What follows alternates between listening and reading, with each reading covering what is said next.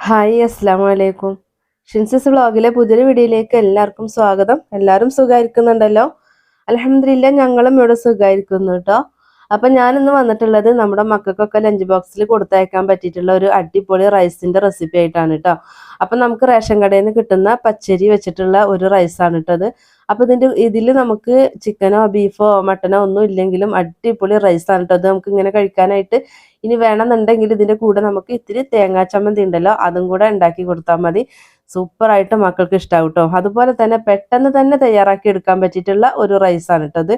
അപ്പോൾ നമുക്കിത് എങ്ങനെ ഉണ്ടാക്കി എടുക്കാൻ നോക്കിയാലോ. നല്ല അടിപൊളിയായിട്ട് ഒട്ടും ഒട്ടി പിടിക്കാത്ത ഈ റൈസ് നമുക്ക് നേരെ വീഡിയോയിലേക്ക് പോവാം. അപ്പോൾ അതിന് വേണ്ടിയിട്ട് ഞാനിതാ റേഷൻ കടയിൽ നിന്ന് കിട്ടുന്ന ആ ഒരു പച്ചരിയാണ് ഞാൻ എടുത്തിട്ടുള്ളത് കേട്ടോ. അപ്പം ഞാനിതാ ഈ ഒരു ബൗളിലാണ് അളവ് കാണിക്കുന്നത് കേട്ടോ. അപ്പം നമുക്ക് എത്രത്തോളം ചോറ് വേണം അതിനനുസരിച്ചിട്ടുള്ള അരി അളന്നെടുത്താൽ മതി. അപ്പം അത് അളന്നെടുക്കുന്ന സമയത്ത് എന്തെങ്കിലും ഒരു ഗ്ലാസ്സിലോ ഒരു ബൗളിലോ എന്തിലെങ്കിലും ഒന്ന് ഒരു അളവ് പോലെ എടുക്കാൻ വേണ്ടി ശ്രദ്ധിക്കണം കേട്ടോ. അപ്പം ഞാൻ ഈ ഒരു ബൗളിൽ ഒരു ബൗള് അരിയാണ് എടുത്തിട്ടുള്ളത് കേട്ടോ, പച്ചരി. അപ്പോൾ കുറച്ച് കൂടുതൽ റൈസ് ഞാൻ ഉണ്ടാക്കുന്നുണ്ട് കേട്ടോ. അപ്പോൾ ഇവിടെ എല്ലാവർക്കും ഇഷ്ടമാണ് ഈ ഒരു റൈസ്. അപ്പോൾ അതിൻ്റെ പേരിലാണ് നമ്മൾ പറയാൻ വിട്ടുപോയി, നമ്മൾ തേങ്ങാപ്പാലിലാണ് കേട്ടോ ഈ റൈസ് ഉണ്ടാക്കുന്നത്. അപ്പോൾ ഇതാ ആ അരി നല്ലോണം കഴുകിയിട്ട് ഇതാ ഒരു 10 മിനിറ്റ് അങ്ങനെ ഒരു ഇത്തിരി വെള്ളം ഒഴിച്ചിട്ടാണ് വെക്കുക കേട്ടോ. അരിയുടെ നല്ലോണം മുകളിൽ വരുന്ന രീതിയിൽ വെള്ളം ഒഴിച്ച് വെക്കരുത്. നമുക്കൊരു 10 മിനിറ്റ് ഒന്ന് അവിടെ ഇരിക്കട്ടെ, ആ ഒരു വെള്ളത്തിൽ ഒന്ന് കുതിർന്ന് കിട്ടാൻ വേണ്ടിയിട്ടാട്ടോ. പിന്നെ നമുക്ക് അതിലേക്ക് ആ സമയം നമുക്ക് അതിലേക്ക് ഇതാ 2 തക്കാളി ഒന്ന് ഇതുപോലെ കട്ട് ചെയ്ത് കൊടുത്തതിന് ശേഷം നമുക്ക് ഇതൊന്ന് പുഴുങ്ങിയെടുക്കണം കേട്ടോ. അപ്പം ഇത് നല്ലോണം തിളച്ച് വരട്ടെ. അപ്പം നമുക്ക് തൊലിയും ഒക്കെ ഒന്ന് നല്ലപോലെ മാറ്റിയെടുക്കാൻ പറ്റും. അപ്പം ഞാൻ 2 തക്കാളിയാണ് ഞാൻ എടുക്കുന്നത്. ബാക്കി ഞാൻ ഒരു ഗ്ലാസ് വെള്ളം കൂടെ ചേർത്തിട്ടാണ് ഞാൻ അടിക്കുന്നത് കേട്ടോ. അപ്പം ഞാനത് അളവ് ഒഴിക്കുന്ന സമയത്ത് ഞാൻ പറയാം. പിന്നെ ഞാൻ പിന്നെ നമുക്ക് വേണ്ടത് 1/4 കപ്പ് തേങ്ങാപ്പാൽ വേണം. 1/4 കപ്പ് തന്നെയാണ് നമുക്ക് തക്കാളിയുടെ ആ ഒരു ജ്യൂസും വേണ്ടത് കേട്ടോ. അപ്പൊ തേങ്ങാപ്പാൽ ഇതാ ഞാൻ ഒരു മിക്സിയുടെ ജാറിൽ തേങ്ങ ഇട്ട് കൊടുക്കുന്നുണ്ട്. അപ്പൊ ഇതുപോലെ തേങ്ങ കഷ്ണാക്കി എടുത്താലും മതി കേട്ടോ. അപ്പൊ ഇതിന്റെ വെള്ളം അളവൊന്നും ഞാൻ പറയുന്നില്ല. നമുക്ക് അരി എടുത്ത അതേ കപ്പില് 1/4 കപ്പ് വേണം നമുക്ക് തേങ്ങാപ്പാൽ കിട്ടാൻ കേട്ടോ. അപ്പൊ ആ ഒരു അളവ് നിങ്ങൾ ശ്രദ്ധിച്ചാൽ മതി. അപ്പൊ 1/4 കപ്പ് തേങ്ങാപ്പാൽ വേണം. ഇതാ ഇതുപോലെ നമുക്ക് കിട്ടണം കേട്ടോ. അപ്പൊ അരി 1 കപ്പാണ്. അപ്പൊ 1/4 കപ്പ് തേങ്ങാപ്പാലും 1/4 കപ്പ് തക്കാളിയുടെ ആ ഒരു ജ്യൂസും കൂടിയിട്ടാണ് വേണ്ടത് കേട്ടോ. നമുക്ക് ഇതിലേക്ക് വേറെ നമ്മൾ വെള്ളം ചേർക്കണില്ല കേട്ടോ. അപ്പൊ ആ സമയം നമ്മുടെ തക്കാളിയൊക്കെ നല്ലോണം തിളച്ച് കണ്ടല്ലോ, അതിന്റെ തൊലിയൊക്കെ വിട്ടു പോന്നിട്ടുണ്ട് കേട്ടോ. അപ്പൊ ഇനി തൊലി നല്ലോണം നമുക്ക് എല്ലാ തൊലിയും ഒന്ന് മാറ്റി കൊടുക്കാം കേട്ടോ. അപ്പോൾ ഒന്ന് വരഞ്ഞു കൊടുത്തതിന് ശേഷം തക്കാളി നമുക്ക് പുഴുങ്ങാൻ വേണ്ടിയിട്ട് ഇട്ട് കൊടുത്താൽ മതി കേട്ടോ. അങ്ങനെ ആകുമ്പോൾ നമുക്ക് ഇതിന്റെ തൊലിയൊക്കെ ഈസി ആയിട്ട് തന്നെ എടുക്കാൻ വേണ്ടി കിട്ടും കേട്ടോ. അപ്പോൾ അത് തൊലിയൊക്കെ ഒന്ന് മാറ്റിയിട്ടുണ്ട്. അത് നല്ല ചൂടുണ്ട്. അപ്പോൾ ജസ്റ്റ് ഒന്ന് ഇതുപോലെ കട്ട് ചെയ്തിട്ട് ഒന്ന് വെച്ചുകൊടുക്കുന്നുണ്ട്. അപ്പോൾ ഈ കട്ട് ചൂടൊക്കെ ഒന്ന് തണിഞ്ഞതിന്റെ ശേഷം നമുക്ക് ഇതിന്റെ ജ്യൂസ് എടുക്കണം. അപ്പോൾ അതിന് ഞാൻ പറഞ്ഞതുപോലെ 1/4 കപ്പാണ് വേണ്ടത്. അപ്പം നിങ്ങൾക്ക് വെള്ളത്തിന് പകരം 2 തക്കാളിയും കൂടെ കൂട്ടി എടുത്തിട്ട് 1/4 കപ്പ് ജ്യൂസ് മാത്രം എടുക്കണമെങ്കിൽ അങ്ങനെ എടുക്കാം കേട്ടോ. അപ്പം ഞാൻ 2 തക്കാളിയും ബാക്കി വെള്ളം കൂടെ ചേർത്തിട്ടാണ് 1/4 കപ്പ് ആക്കിയത് കേട്ടോ. അപ്പം അത് ഞാൻ അവിടെ ചൂടാറാൻ വേണ്ടി വെച്ചിട്ടുണ്ട്. ആ സമയം നമുക്ക് ഇതാ ഒരു കുഞ്ഞു സവോള എടുത്തിട്ട് ഇതുപോലെ ചെറുതായിട്ടൊന്ന് കട്ട് ചെയ്തെടുക്കാം. നമുക്ക് നീളത്തിൽ അരിയണ്ട കേട്ടോ. നമ്മൾ പൊടി പൊടിയായിട്ട് അരിയാൻ വേണ്ടി കട്ട് ചെയ്യുമല്ലോ, അതുപോലെ കട്ട് ചെയ്തെടുക്കാണ്ട. ഇത്രത്തോളം സവാള മതി കേട്ടോ. അപ്പൊ ദാ ഇതും ഒരു 1/4 കപ്പ് ഉണ്ട് നമ്മള് തക്കാളി ജ്യൂസ് ഉണ്ടല്ലോ. അപ്പൊ അതിൽ ഞാൻ കുറച്ച് വെള്ളം കൂടെ ചേർത്തിട്ടാണ് 1/4 കപ്പ് ആക്കി എടുത്തിട്ടുള്ളത്. അപ്പൊ ഞാൻ പറഞ്ഞതുപോലെ തക്കാളിയുടെ എണ്ണം കൂട്ടിയിട്ട് 1/4 കപ്പ് ആക്കി എടുക്കാം, ഒരു കുഴപ്പമില്ല കേട്ടോ. അപ്പൊ അതും അവിടെ മാറ്റി വെച്ചിട്ടുണ്ട്. അതെല്ലാം റെഡിയാക്കി വെച്ചതിന് ശേഷം വേണം നമുക്ക് ഈ ഒരു കുക്കർ വെച്ചിട്ട് ബാക്കിയുള്ള കാര്യങ്ങൾ ചെയ്യാനായിട്ട് കേട്ടോ. അപ്പൊ ഞാനിതിൽ ഒഴിച്ചു കൊടുത്തിട്ടുള്ളത് 1.5 ടേബിൾ സ്പൂൺ വെളിച്ചെണ്ണയാണ്. നിങ്ങൾക്ക് നെയ്യോ അല്ലെങ്കിൽ ഓയിലോ വേണമെങ്കിൽ എടുക്കാം കേട്ടോ. അപ്പം ഞാൻ എടുത്തത് വെളിച്ചെണ്ണയാണ്. അപ്പം നമുക്ക് ഈ റൈസിന് വെളിച്ചെണ്ണേൻ്റെ ഒരു ഫ്ലേവർ അടിപൊളിയാണ് കേട്ടോ. അപ്പം അതിലേക്ക് ഒരു 8-9 കുരുമുളക് എടുത്തിട്ടുണ്ട്. 2 കുഞ്ഞു കഷ്ണം പട്ട, അതുപോലെ 2-3 ഗ്രാമ്പ്, 2-3 ഏലക്ക, ഗ്രാമ്പ്, പട്ട, അതുപോലെ കുരുമുളക്. ഇതാണ് ഇട്ട് കൊടുത്തിട്ടുള്ളത് കേട്ടോ. അപ്പം അതൊന്ന് മൂത്ത് വരുന്ന സമയത്ത് നമുക്ക് ആ സവോള ഇട്ട് കൊടുത്തു.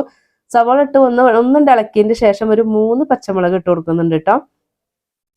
അപ്പൊ പച്ചമുളക് കീറി ഇടണ്ട, അതുപോലെ ഒന്ന് കുത്തി കൊടുത്താൽ മതി കേട്ടോ. ഒന്ന് കുത്തി കൊടുത്തിട്ട് നമുക്ക് അതിലേക്ക് ഇട്ട് കൊടുക്കാം. എന്നിട്ട് ആ സവോള ഉണ്ടല്ലോ ഇതുപോലെ ഒന്ന് മൂത്ത് വരണം, മുരിഞ്ഞ് വരണം കേട്ടോ. നമുക്ക് പച്ചമുളക് ഇനിയിപ്പോൾ മുരിഞ്ഞില്ലെങ്കിലും അതങ്ങനെ ഒരു ഇതിൽ കിടന്നാലും നമുക്ക് കുഴപ്പമില്ല. സവോള ഇതുപോലെ ആയി വരണം. ആ സമയത്ത് കുഞ്ഞു കഷ്ണം ഇഞ്ചിയും അതുപോലെ ഒരു 4-5 വെളുത്തുള്ളിയും ചതച്ചിട്ട് ഇട്ട് കൊടുത്തിട്ടുണ്ട് കേട്ടോ. ഇഞ്ചി കുഞ്ഞു കഷ്ണം മതി. പിന്നെ നമുക്കിതിലേക്ക് പൊടികൾ ചേർത്ത് കൊടുക്കുന്നുണ്ട്. അത് 1 ടീസ്പൂൺ കാശ്മീരി ചില്ലി പൗഡറും അതുപോലെ ഒരു 1/4 ടീസ്പൂൺ ഗരം മസാല, 1/2 ടീസ്പൂൺ കുരുമുളക് പൊടി, ഒരു 1/4 ടീസ്പൂൺ മഞ്ഞൾപ്പൊടി. ഇത് ചേർത്ത് കൊടുത്തിട്ട് ആ എണ്ണയിൽ നല്ലോണം മൂപ്പിച്ചെടുക്കണം കേട്ടോ. നല്ലോണം മൂത്ത് വന്ന ശേഷം നമ്മളുടെ ആ ഒരു തക്കാളി ജ്യൂസ് ഉണ്ടല്ലോ അത് ചേർത്ത് കൊടുക്കുക. തക്കാളി ജ്യൂസ് ചേർത്തിട്ട് നമുക്ക് ആ റൈസിന് വേണ്ടിയിട്ടുള്ള ഉപ്പ് ചേർത്ത് കൊടുക്കുക കേട്ടോ. റൈസിലേക്കുള്ള ഉപ്പ് പാകത്തിന് ഇപ്പം തന്നെ നമുക്ക് ചേർത്ത് കൊടുക്കുക. അതുപോലെ ഈ തക്കാളിയുടെ ജ്യൂസ് ഒന്ന് ചൂടായതിൻ്റെ ശേഷം നമ്മൾ തേങ്ങാപ്പാൽ മാറ്റി വെച്ചില്ലേ അത് ചേർത്ത് കൊടുക്കുക. അതുപോലെ തന്നെ ഈ തക്കാളി ജ്യൂസ് ചേർത്ത ഉടനെ തന്നെ തേങ്ങാപ്പാൽ ചേർക്കണ്ട, ഒന്ന് ചൂടായിക്കോട്ടെ കേട്ടോ. അതിന് ശേഷം തേങ്ങാപ്പാൽ ചേർത്താൽ മതി. ഇനി ഇത് തിളക്കട്ടെ. അപ്പോൾ ഇതാ നല്ലോണം തിളച്ച് വന്നിട്ടുണ്ട് നമ്മുടെ തേങ്ങാപ്പാലും അതുപോലെ ആ ഒരു തക്കാളി ജ്യൂസും കൂടിയിട്ട്. പിന്നെ നമ്മൾ 10 മിനിറ്റ് കുതിരാൻ വേണ്ടി വെച്ചിരുന്നല്ലോ, അത് 10 മിനിറ്റിന് ശേഷം ഞാനിത് ഇതുപോലെ ഒരു അരിപ്പയിലേക്ക് മാറ്റി വെച്ചിട്ടുണ്ടായിരുന്നു കേട്ടോ. അതിൽ വെള്ളം മൊത്തം കളഞ്ഞിട്ടുണ്ട്. അപ്പം ഇങ്ങനെ തന്നെ ചെയ്യാം കേട്ടോ. 10 മിനിറ്റ് ആയിട്ടുണ്ടെങ്കിൽ ഒരു 8-9 മിനിറ്റ് ആയാൽ തന്നെ അത് വെള്ളത്തിൽ നിന്ന് മാറ്റി കൊടുക്കണം കേട്ടോ. എന്നിട്ട് ഇതാ ആ ഒരു അരി നമ്മളുടെ ഈ ഒരു വെള്ളത്തിലേക്ക് ചേർത്ത് കൊടുക്കുകയാണ്. എന്നിട്ട് ഇത് അതുപോലെ നല്ലോണം മിക്സ് ചെയ്യുക. ഈ ഒരു സമയം നിങ്ങൾക്ക് ഉപ്പ് വേണമെങ്കിൽ ചെക്ക് ചെയ്ത് നോക്കാം കേട്ടോ. ഉപ്പ് കുറവുണ്ടെങ്കിൽ അതൊന്ന് ചേർക്കണേ, കാരണം ചോറിൽ നമ്മളിപ്പോൾ ചേർത്താലേ പിടിക്കുള്ളൂ കേട്ടോ. അപ്പോൾ ഇനി ഞാൻ ലാസ്റ്റ് 1 ടീസ്പൂൺ പച്ച വെളിച്ചെണ്ണ ഒഴിച്ചു കൊടുത്തിട്ടുണ്ട്. അത് നിർബന്ധമില്ല, വേണമെങ്കിൽ ഒഴിച്ചാൽ മതി കേട്ടോ. എന്നിട്ട് ഇത് മൂടി വെച്ചിട്ട് ഒരു മീഡിയം ഫ്ലെയിമിൽ ഒരു വിസിൽ അടിക്കുന്നത് വരെ വെക്കുക കേട്ടോ. ഒരു വിസിൽ അടിച്ചു കഴിഞ്ഞാൽ പിന്നെ അതിലെ പ്രഷർ കളയാൻ നിൽക്കണ്ട, അത് തനിയെ പോയതിൻ്റെ ശേഷം തുറന്നാൽ മതി കേട്ടോ. ഒറ്റ വിസിൽ മാത്രമേ അടുപ്പിക്കാവുള്ളൂ. അതുപോലെ മീഡിയം ഫ്ലെയിമിൽ വെക്കുമ്പോൾ നിങ്ങൾക്ക് ഗ്യാസ് ഓവറായിട്ടാണ് ഫ്ലെയിം തോന്നുന്നത് വെച്ചെങ്കിൽ ലോ ഫ്ലെയിമിൽ വെച്ചാൽ മതി കേട്ടോ. അപ്പോൾ കണ്ടോ, ഒറ്റ വിസിൽ അടിച്ചു, ബാക്കി പ്രഷർ മൊത്തം അതിൽ നിർത്തിയതിന് ശേഷം നമ്മുടെ റൈസ് ഞാൻ തുറന്ന് നോക്കിയപ്പോൾ കണ്ടല്ലോ നല്ല അടിപൊളിയായിട്ട് തന്നെ വെന്ത് കിട്ടിയിട്ടുണ്ട് കണ്ടോ. അപ്പം നിങ്ങൾ ഫ്ലെയിം ശ്രദ്ധിച്ചാൽ മതി കേട്ടോ. മീഡിയം ഫ്ലെയിം കൂടുതലായിട്ട് തോന്നുന്നുണ്ടെങ്കിൽ അത് ലോ ഫ്ലെയിമിൽ ഇട്ടാൽ മതി. എന്നിട്ട് ഒരു വിസിൽ വരിക, ഒരു വിസിൽ വന്നാൽ ഫ്ലെയിം ഓഫ് ചെയ്യുക. എന്നിട്ട് ബാക്കി പ്രഷർ മൊത്തം അതിലിരുന്നോട്ടെ, അത് കളയണ്ട. പിന്നെ അങ്ങനെ ആ ഒരു പ്രഷറിലും കൂടി ഇരുന്നിട്ട് നമ്മുടെ ഈ ഒരു റൈസ് നല്ല വെന്തയും കിട്ടും, അതുപോലെ വെള്ളമൊക്കെ വറ്റി നല്ല പാകമായിട്ട് കിട്ടും കേട്ടോ. കണ്ടല്ലോ നമ്മുടെ റൈസ് അടിപൊളിയായിട്ട് കിട്ടിയിട്ടുണ്ട് കേട്ടോ. അപ്പോൾ കണ്ടോ, ഒട്ടും വെന്ത് കുഴഞ്ഞ് പോയിട്ടൊന്നും ഇല്ല കേട്ടോ. നമ്മുടെ ഈ ചോറ് പരസ്പരം ഒട്ടിപ്പിടിക്കാത്ത രീതിയിൽ തന്നെ കിട്ടിയിട്ടുണ്ട്. നമ്മുടെ ഉപ്പും ഒക്കെ പാകമാണ്. പിന്നെ എരിവ് നിങ്ങൾക്ക് വേണമെങ്കിൽ എരിവ് നിങ്ങൾക്ക് കൂട്ടിയിട്ട് കൊടുക്കാം കേട്ടോ. സമയം കുരുമുളക് പൊടി കുറച്ച് കൂട്ടിയിട്ട് കൊടുക്കുകയൊക്കെ ചെയ്യാം. അപ്പം ഞാൻ മക്കൾക്കൊക്കെ കൂടി കഴിക്കാൻ വേണ്ടിയിട്ട് ആയതുകൊണ്ടാണ് കേട്ടോ ഇങ്ങനെ ഇട്ടത്.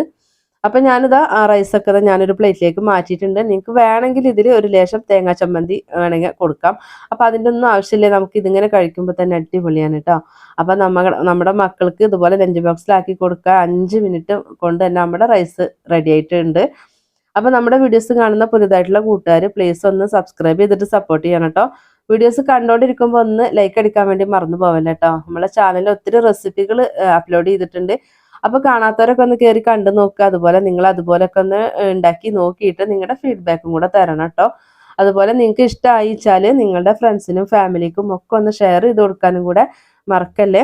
അപ്പോൾ ഈ ഒരു തേങ്ങാപ്പാൽ ചേർത്തിട്ടുള്ള ഈ ഒരു റൈസ് എല്ലാവരും ട്രൈ ആക്കി നോക്കുക. നമ്മുടെ മക്കൾക്ക് ഒത്തിരി ഇഷ്ടമാവുന്ന റൈസ് തന്നെയാണ് കേട്ടോ. അപ്പോൾ ഇൻഷാ അല്ലാഹ് നമുക്ക് മറ്റൊരു നല്ലൊരു വീഡിയോ ആയിട്ട് വീണ്ടും കാണാം. അസ്സലാമു അലൈക്കും.